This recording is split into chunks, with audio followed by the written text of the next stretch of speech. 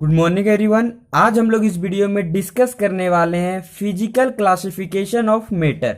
देखिए, इससे पहले के वीडियो में हम लोगों ने डिस्कस किए थे मैटर के बारे में कि मैटर होता क्या है, और जाना था मैटर के क्लासिफिकेशन के बारे में। हम लोगों ने मैटर के क्लासिफिकेशन में क्या जाना था कि मैटर को क्लासीफाई हम लोग दो तरीके से कर सकते हैं। ठीक है, वो दो तरीके कौन कौन से थे? एक फिजिकल क्लासिफिकेशन था और दूसरा आपका केमिकल क्लासिफिकेशन था। तो इस वीडियो में हम लोग डिस्कस करने वाले हैं फिजिकल क्लासिफिकेशन ऑफ मैटर। देखिए, फिजिकल क्लासिफिकेशन ऑफ मैटर में हम लोग डिस्कस करने वाले हैं स्टेट ऑफ मैटर के बारे में कि मैटर जो होते हैं वो कितने स्टेट में एग्जिस्ट करते हैं।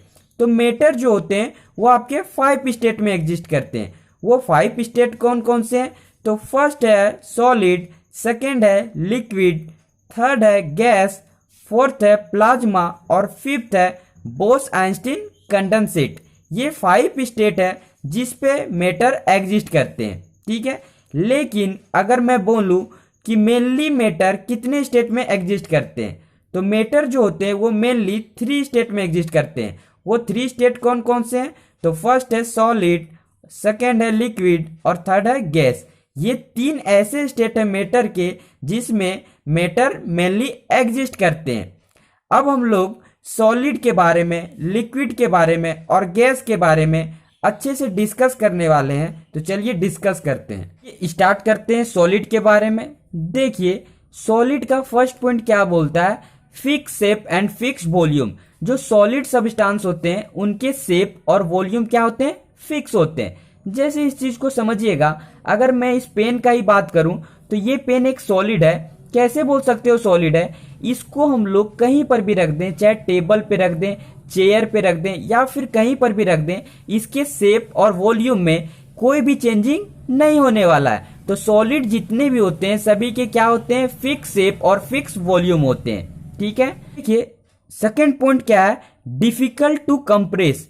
जितने भी सॉलिड सब्सटेंस होते हैं सभी को कंप्रेस करना क्या होता है? डिफिकल्ट होता है। कंप्रेस मतलब होता है दबाना। ठीक है, जैसे अगर हम लोग इस पेन का ही बात करें, अगर आप इस पेन को दबाते हो तो ये क्या दबता है? नहीं दबता है। ठीक है, तो डिफिकल्ट होता है कोई भी सॉलिड सब्सटेंस को कंप्रेस करने में। ये थर्ड पॉइंट क्या बोलता है? Inter particle space negligible. देखिए, सॉलिड सब्सटेंस में जो पार्टिकल के बीच में स्पेस प्रेजेंट होता है वो नेग्लिजिबल होता है। नेग्लिजिबल का मतलब ना के बराबर होता है। अब यहां समझोगे कि इंटर पार्टिकल स्पेस होता क्या है। तो देखिए, ये एक पार्टिकल है, ये भी एक पार्टिकल है और ये भी एक पार्टिकल है, ये भी एक पार्टिकल है। पार्टिकल के बीच में जो आपको वॉइड दिखाई दे रहा है, जिसे हम लोग ब्लैंक स्पेस भी बोलते हैं, ठीक है, उसे हम लोग क्या कहते हैं? इंटर पार्टिकल स्पेस कहते हैं। क्यों कहते हैं इंटर पार्टिकल स्पेस? क्योंकि पार्टिकल के बीच में जो स्पेस छूटता है उसे ही हम लोग इंटर पार्टिकल स्पेस कहते हैं। तो आई होप आप इंटर पार्टिकल स्पेस समझ गए होंगे। जैसा कि आप देखिएगा, ये एक सॉलिड का फिगर है। इसमें देखिएगा इसके इंटर पार्टिकल जो है वो क्या है? आपस में एक दूसरे से कनेक्टेड है और इनके बीच में स्पेस ना के बराबर है, नेग्लिजिबल बोल सकते हैं। स्पेस तो दिख ही नहीं रहा है। ठीक है, फोर्थ पॉइंट क्या बोल रहा है? It can not flow. देखिए, जो सॉलिड सब्सटेंस होते हैं वो फ्लो नहीं करते हैं। फ्लो मतलब होता है बहना। ठीक है, तो वो फ्लो नहीं करते। कौन फ्लो नहीं करते? तो solid substance can not be flow, वो फ्लो नहीं करते। फिफ्थ पॉइंट क्या बोल रहा है? Its movement is negligible. जो सॉलिड सब्सटेंस होते हैं उनका जो मूवमेंट होता है वो नेग्लिजिबल होता है। मूवमेंट मतलब होता है एक जगह से दूसरे जगह जाना। वो क्या होता है? नेग्लिजिबल होता है। नेग्लिजिबल मतलब ना के बराबर।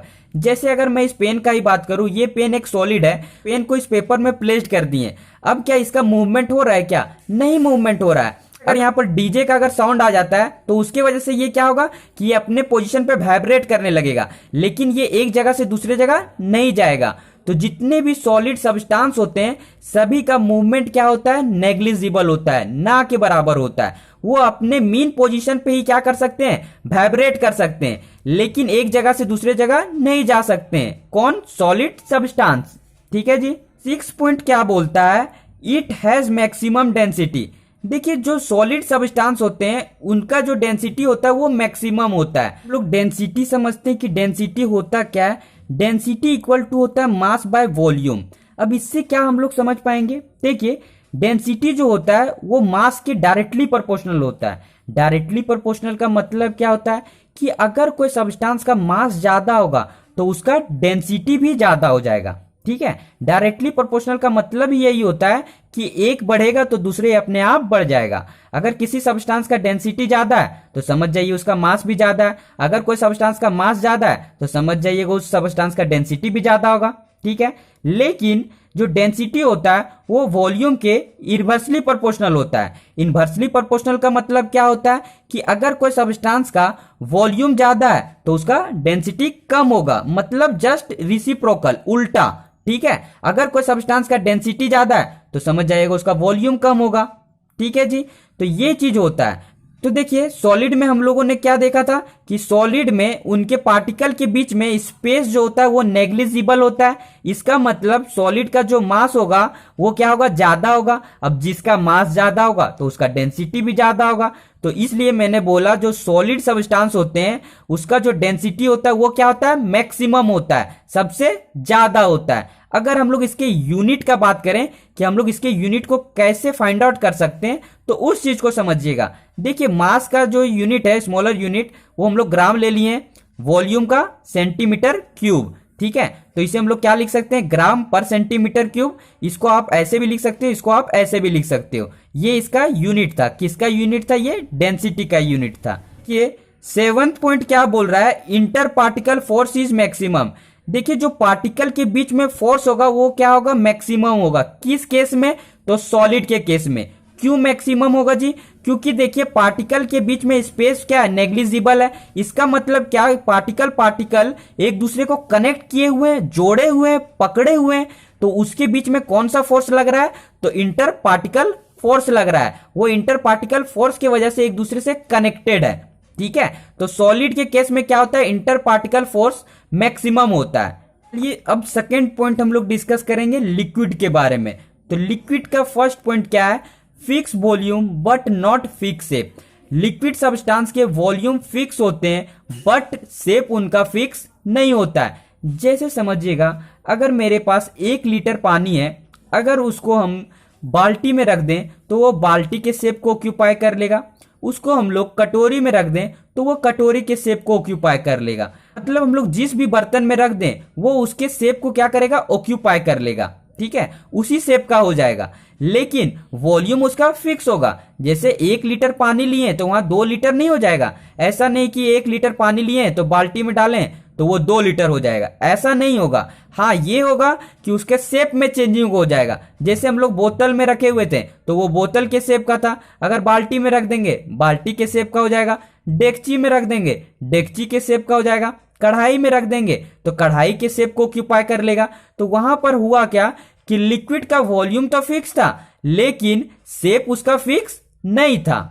ठीक है जी, अब हम लोग बात करते हैं second point, it is easy to compress compare to solid. देखिए सॉलिड की अपेक्षा इसको कंप्रेस करना आसान होता है। जैसे अगर हम लोग मिल्क का बात करें या फिर वाटर का बात करें, आप उसको छुइए, देखिए वो क्या होता है, कंप्रेस होता है ना। सॉलिड की अपेक्षा क्या होता है, ज्यादा होता है। ठीक है, इसका थर्ड पॉइंट क्या बोलता है, inter particle space large compare to solid.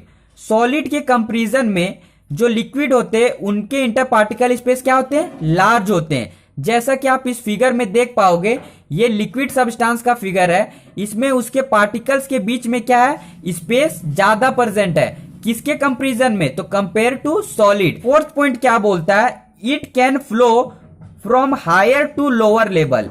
देखिए ये जो होता है एक जगह से दूसरे जगह फ्लो करता है। फ्लो मतलब होता है बहना। ठीक है, अब ये बहेगा किधर से, तो हायर लेवल से लोअर लेवल की ओर। जैसे आप चढ़ाए देखते हो तो ये क्या है, हायर लेवल है, ये लोअर लेवल है। अगर पानी को ऊपर से गिराओ तो वो नीचे आसानी से आ जाएगा।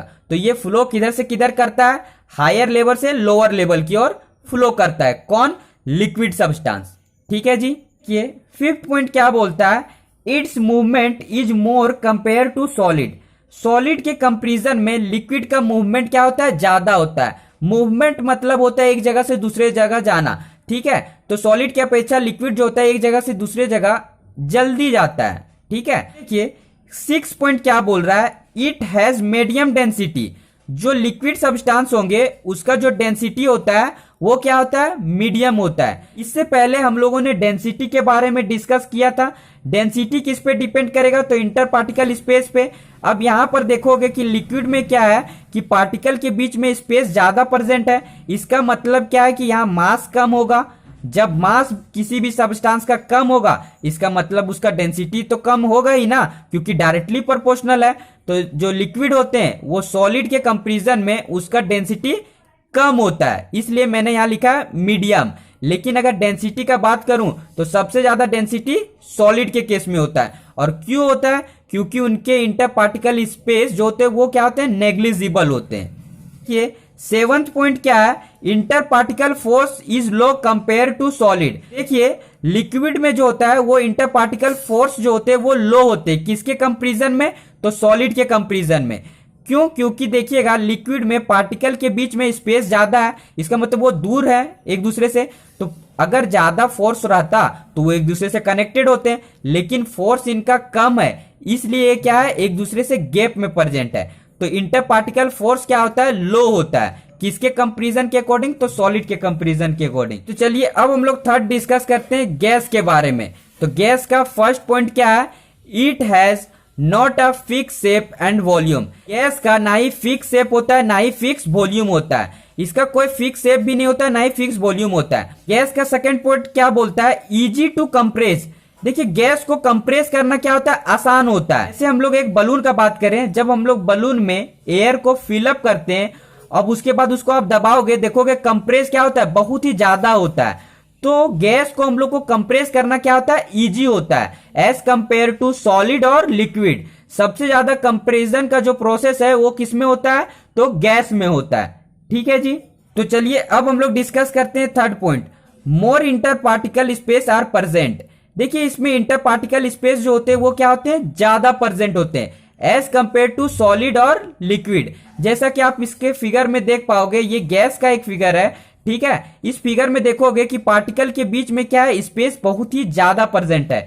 तो इंटर पार्टिकल स्पेस इसका क्या होता है, मैक्सिमम होता है। अगर मैं पूछूं कि बताइए सबसे ज्यादा इंटर पार्टिकल स्पेस किस में प्रेजेंट होता है, सॉलिड में, लिक्विड में या गैस में, तो गैस में इंटर पार्टिकल स्पेस मैक्सिमम होते हैं। फोर्थ पॉइंट क्या बोलता है, इजी टू फ्लो। इसका जो फ्लो होता है, एक जगह से दूसरे जगह जो जाने का प्रोसेस होता है वो आसान होता है। ठीक है, जैसे अगर हम लोग परफ्यूम का बात करें, अगर हम लोग परफ्यूम स्प्रे करते हैं तो वो क्या होता है, पूरे रूम में फैल जाता है। ठीक है, तो एक जगह से जो दूसरे जगह जाने का जो प्रोसेस होता है वो इजी होता है, किसमें, गैस के केस में। ठीक है। फिफ्थ पॉइंट क्या बोलता है, इट्स मूवमेंट इज मोर। जो गैस का मूवमेंट होता है वो क्या होता है, अधिक होता है। मूवमेंट मतलब एक जगह से दूसरे जगह जाना।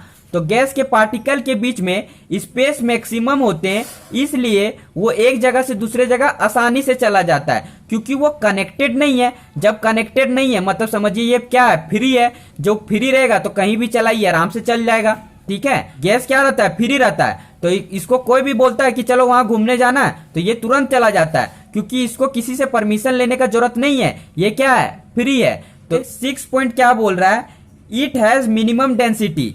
जो गैस होते हैं उनका जो डेंसिटी होता है वो मिनिमम होता है। क्यों मिनिमम होता है, क्योंकि देखिएगा इनके पार्टिकल के बीच में स्पेस मैक्सिमम है।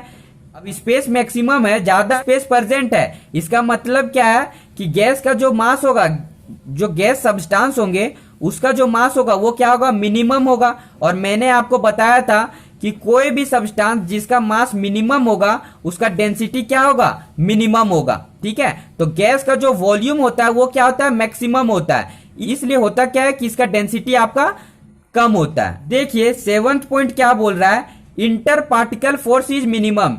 जो इसके पार्टिकल के बीच में फोर्स होंगे वो क्या होंगे, मिनिमम होंगे। मिनिमम होने की वजह से वो इनके पार्टिकल एक दूसरे से कनेक्टेड नहीं रहते। किनके पार्टिकल, तो गैस के पार्टिकल एक दूसरे से कनेक्टेड क्यों नहीं रहते हैं, क्योंकि इनके पार्टिकल के बीच में जो फोर्स होता है वो क्या होता है, मिनिमम होता है। तो आई होप आप मैटर के फिजिकल क्लासिफिकेशन को समझ गए होंगे।